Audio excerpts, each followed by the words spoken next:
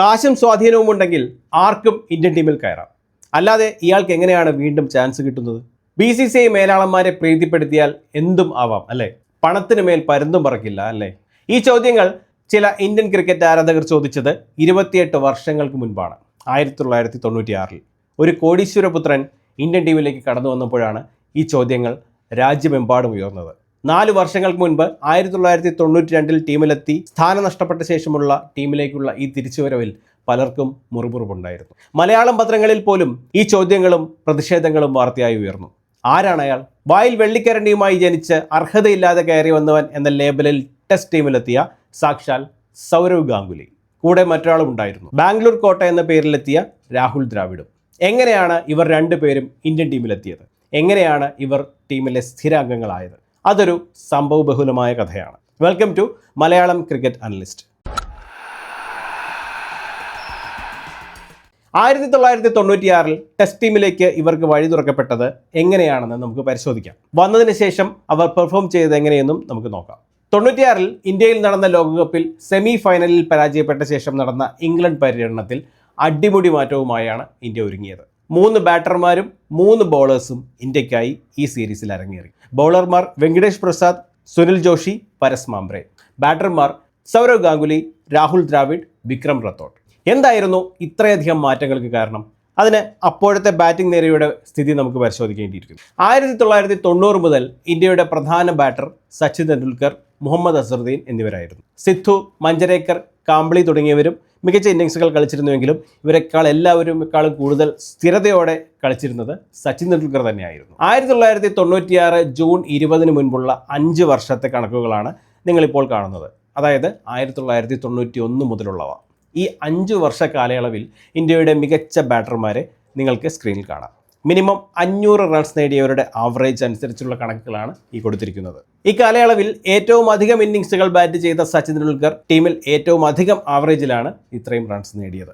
നവ്ജോത് സിംഗ് സിദ്ധു, വിനോദ് കാംബ്ലി എന്നിവരാണ് സച്ചിനോട് അടുത്ത ആവറേജിൽ റൺസ് നേടിയ 2 പേർ. മറ്റു പ്രധാന 2 ബാറ്റർമാരെക്കാൾ ഇരട്ടി ബാറ്റിംഗ് ആവറേജിലാണ് സച്ചിൻ ബാറ്റ് ചെയ്തിരുന്നത്. ലോക ക്രിക്കറ്റിൽ തന്നെ ഇക്കാലയളവിൽ 2000 റൺസ് പൂർത്തിയാക്കിയവരിൽ സ്റ്റീവോ, ബ്രെയിൻ ലാറ എന്നിവർ മാത്രമായിരുന്നു 18 വയസ്സ് മുതൽ 23 വയസ്സ് വരെയുള്ള പ്രായത്തിൽ കളിച്ച സച്ചിനേക്കാൾ മികച്ച ആവറേജുള്ള 2 പേർ. ഇനി ഓവർസീസ് കണക്കെടുത്താൽ ഇവിടെയും സ്ഥിതി വ്യത്യസ്തമല്ല. എന്നാൽ ഈ 5 വർഷത്തിൽ 1994 തന്നെ കപിൽ ദേവ്, രവിശാസ്ത്രി, കിരൺ മോറെ തുടങ്ങിയവരെല്ലാം വിരമിച്ചു. അതിനുശേഷമുള്ള കണക്കെടുത്താൽ, അതായത് ഇവരുടെ വിരമിക്കലിന് ശേഷമുള്ള ഈ 96 ഇംഗ്ലണ്ട് സീരീസിന് തൊട്ട് മുൻപുള്ള 2 വർഷത്തെ കണക്കെടുത്താൽ സച്ചിൻ തെണ്ടുൽക്കർ തന്നെയായിരുന്നു അക്കാലയളവിലും ഇന്ത്യയുടെ മികച്ച ബാറ്റർ. അക്കാലം വരെയും ഇന്ത്യക്കായി ബാറ്റിങ്ങും ബൗളിങ്ങും ഓപ്പൺ ചെയ്തിരുന്നത് മനോജ് പ്രഭാകർ ആയിരുന്നു. പക്ഷേ 96 ലോകകപ്പിന് ശേഷം അദ്ദേഹം ഇന്ത്യൻ ടീമിൽ നിന്നും പുറത്താക്കപ്പെട്ടു. അതോടെ ഒരു ബൗളർ, ബാറ്റർ എന്നിവരുടെ സ്ഥാനമാണ് ടീമിൽ ഒഴിവ് വന്നത്. വിനോദ് കാംബ്ലി കരിയറിന്റെ തുടക്കത്തിൽ മികച്ച ഇന്നിങ്സുകൾ കളിച്ചിരുന്നുവെങ്കിലും പിന്നീട് ഫോം നഷ്ടപ്പെട്ടു. ആദ്യ വർഷം 2 ഇരട്ട സെഞ്ചുറികൾ ഉൾപ്പെടെ 3 സെഞ്ചുറികൾ നേടിയ അദ്ദേഹം അടുത്ത 2 വർഷം നേടിയത് 2 അർദ്ധ സെഞ്ചുറികൾ മാത്രമാണ്.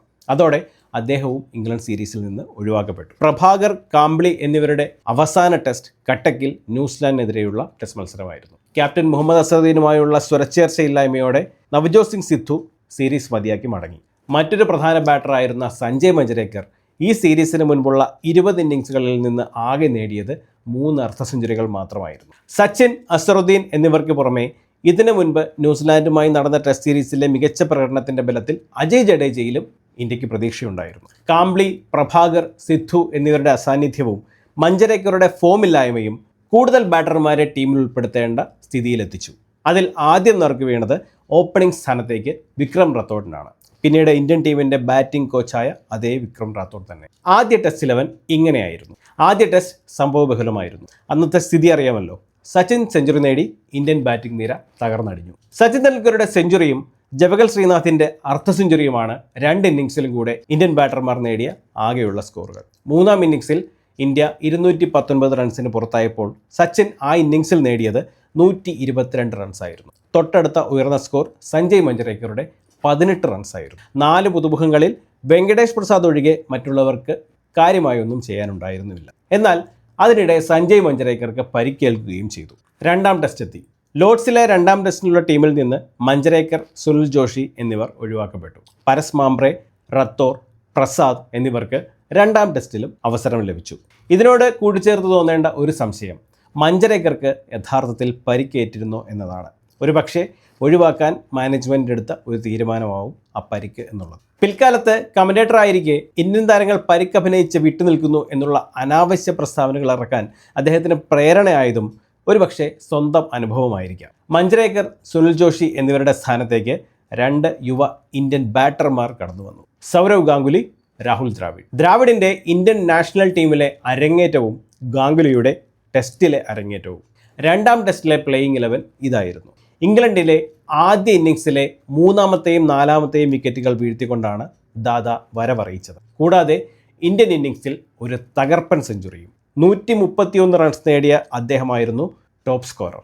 തൊട്ടു പിന്നിൽ രാഹുൽ ദ്രാവിഡും ഉണ്ടായിരുന്നു. 95 റൺസ് നേടിയ അദ്ദേഹത്തിന് ആദ്യ ടെസ്റ്റിലെ സെഞ്ചുറി നഷ്ടമായത് വെറും 5 റൺസിനാണ് എന്നതാണ് ദുഃഖകരം. ഈ ഇന്നിങ്സുകളോടെ ഇന്ത്യൻ ബാറ്റിംഗ് നിരയിൽ ഇവർ സ്ഥാനം ഉറപ്പിച്ചു കഴിഞ്ഞിരുന്നു. സഞ്ജയ് മഞ്ജരേക്കറുടെ ഇന്ത്യൻ ടീമിലെ കാര്യം പരിഗണലുമായി തീർന്നു. തൻ്റെ ആദ്യ ടെസ്റ്റിൽ ഗാംഗുലി 131 റൺസും 3 വിക്കറ്റുകളും നേടിയെങ്കിലും സമനിലയിൽ കലാശിച്ച ആ ടെസ്റ്റിലെ പ്ലെയർ ഓഫ് ദ മാച്ചായി തിരഞ്ഞെടുക്കപ്പെട്ടത് ആദ്യ ഇന്നിങ്സിൽ സെഞ്ചുറി നേടിയ England wicket keeper Jack Russell ആയിരുന്നു. ഗാംഗുലിയോടുള്ള ഒരു അവഗണന തന്നെയായിരുന്നു. മൂന്നാം ടെസ്റ്റിലും 2 പേർ ടീമിൽ നിന്ന് പുറത്തായി. അജയ് ജഡേജ, പരസ് മാംബ്രെ എന്നിവർ. ജഡേജയ്ക്ക് പകരം മഞ്ജരേക്കർക്ക് ഒരവസരം കൂടെ ലഭിച്ചപ്പോൾ ആദ്യ 2 ടെസ്റ്റുകൾ കളിച്ച മാംബ്രയ്ക്ക് പകരം വെങ്കടപതി രാജു അവസാന 11-ലെത്തി. മൂന്നാം ടെസ്റ്റിൽ ഇന്ത്യ ഉജ്ജ്വല ബാറ്റിംഗ് പ്രകടനമാണ് നടത്തിയത്. 177 റൺസ് നേടി സച്ചിൻ തെണ്ടുൽക്കർ ടോപ്പ് സ്കോററായപ്പോൾ സൗരവ് ഗാംഗുലി തൻ്റെ 2ാം ടെസ്റ്റിലും സെഞ്ചുറി നേടി. രാഹുൽ ദ്രാവിഡ് 89 റൺസ് നേടിയപ്പോൾ 52 റൺസ് നേടി മഞ്ജരേക്കർ ഇന്ത്യൻ ടീമിലെ തൻ്റെ ആയുസ് കുറച്ച് നീട്ടിയെടുത്തു. 2ാം ഇന്നിങ്സിലും 74 റൺസ് എടുത്ത സച്ചിൻ അതിലും ടോപ്പ് സ്കോററായിരുന്നു. ഗാംഗുലി 48 റൺസ് നേടി. ഗാംഗുലി 3 വിക്കറ്റുകളും നേടിയിരുന്നു. ആ വിക്കറ്റുകളുടെ പിൻബലത്തിൽ അദ്ദേഹം പ്ലെയർ ഓഫ് ദ മാച്ചായി തിരഞ്ഞെടുക്കപ്പെട്ടു. ഇത്തവണ ഗാംഗുലിക്ക് അവഗണന നേരിടേണ്ടി വന്നില്ലെങ്കിലും 2 ഇന്നിങ്സിലും ഉഗ്രൻ പ്രകടനം നടത്തിയ സച്ചിന് അവഗണന നേരിടേണ്ടി വന്നു. ആദ്യ ഇന്നിങ്സിൽ ഒറ്റയാൽ പോരാട്ടം നടത്തിയ ശേഷം അടുത്ത ടെസ്റ്റിൽ 2 പുതുമുഖങ്ങൾ വന്ന് മികച്ച പ്രകടനം നടത്തി. 3ാം ടെസ്റ്റിൽ 177, 74 എന്നീ സ്കോറുകൾ സച്ചിൻ നേടിയതിനെക്കുറിച്ച് ഹർഷ ബോഗ്ലെ പറഞ്ഞ ഒരു വാചകമുണ്ട്. സച്ചിന് ഒരു കാര്യം സകലരെയും ബോധ്യപ്പെടുത്താനും ഓർമ്മിപ്പിക്കാനും ഉണ്ടായിരുന്നു. അദ്ദേഹം അത് ചെയ്തു. ആരാണ് യഥാർത്ഥ ബോസ് എന്ന്. 1996 ഈ സീരീസിന് ശേഷം ദ്രാവിഡ്, ഗാംഗുലി എന്നിവർ ഇന്ത്യൻ ബാറ്റിംഗ് നിരയിലെ സ്ഥിര സാന്നിധ്യമായി തീർന്നു. അതിനുശേഷമുള്ള കാലം എങ്ങനെയായിരുന്നു ഇവരുടെ ടെസ്റ്റ് മത്സരങ്ങളിലെ പ്രകടനങ്ങൾ എന്ന് നോക്കാം. നിങ്ങൾ ഇപ്പോൾ കാണുന്നതാണ് 1996 ജൂൺ മുതൽ മെയ് 2001 വരെയുള്ള 5 വർഷക്കാലത്തെ ഇന്ത്യൻ ടെസ്റ്റ് ബാറ്റർമാരുടെ പ്രകടനങ്ങളുടെ കണക്കുകൾ. ആദ്യ സ്ഥാനത്ത് ഏറ്റവും അധികം റൺസ്, ആവറേജ്, സെഞ്ചുറികൾ എല്ലാമായി സച്ചിൻ തെണ്ടുൽക്കറെയും 2ഉം 4ഉം സ്ഥാനങ്ങളിൽ ദ്രാവിഡ്, ഗാംഗുലി എന്നിവരെയും കാണാം. അടുത്ത 5 വർഷത്തെ കണക്കുകളിൽ, അതായത് 2001 മുതൽ 2006 വരെ രാഹുൽ ദ്രാവിഡ് 1ാം സ്ഥാനത്തും ഗാംഗുലി 6ാം സ്ഥാനത്തുമുണ്ട്. ഇതായിരുന്നു രാഹുൽ ദ്രാവിഡിൻ്റെ കരിയറിലെ ഏറ്റവും മികച്ച സമയം. തുടർന്നുള്ള 5 വർഷങ്ങൾ 2006 മുതൽ 2011 വരെ വീണ്ടും സച്ചിൻ തെണ്ടുൽക്കർ 1ാം സ്ഥാനത്ത് തിരിച്ചെത്തി. സൗരവ് ഗാംഗുലി 5ാം സ്ഥാനത്തും രാഹുൽ ദ്രാവിഡ് 6ാം സ്ഥാനത്തുമാണ്. എന്നാൽ ഈ കാലയളവിനുള്ളിൽ 2008 സൗരവ് ഗാംഗുലി തൻ്റെ അവസാന ടെസ്റ്റ് മത്സരം കളിച്ചതിനാൽ ഗാംഗുലിയെ സംബന്ധിച്ച് ഈ 5 വർഷത്തെ കണക്കുകൾ പൂർണ്ണമാണെന്ന് പറയാൻ സാധിക്കില്ല. ഇവർ അരങ്ങേറിയതിന് ശേഷമുള്ള 1.5 പതിറ്റാണ്ടിലെ പ്രകടനങ്ങളുടെ കണക്കുകളാണ് ഇവ. ഒരേ ടെസ്റ്റിൽ അരങ്ങേറ്റം കുറിച്ച ഇവർ ഇരുവരും പിൽക്കാലത്ത് ഇന്ത്യൻ ടെസ്റ്റ് ടീമിൻ്റെ ക്യാപ്റ്റന്മാരുമായി. 1.5 ദശാബ്ദക്കാലം ഇന്ത്യൻ ക്രിക്കറ്റിൻ്റെ പ്രധാന തൂണുകളായി ഇവർ നിലകൊണ്ടു. മറ്റൊരു വീഡിയോയുമായി വീണ്ടും കാണാം. കൂടുതൽ വീഡിയോകൾക്കായി ദയവായി ചാനൽ സബ്സ്ക്രൈബ് ചെയ്യാൻ ശ്രമിക്കുക. നന്ദി, നമസ്കാരം.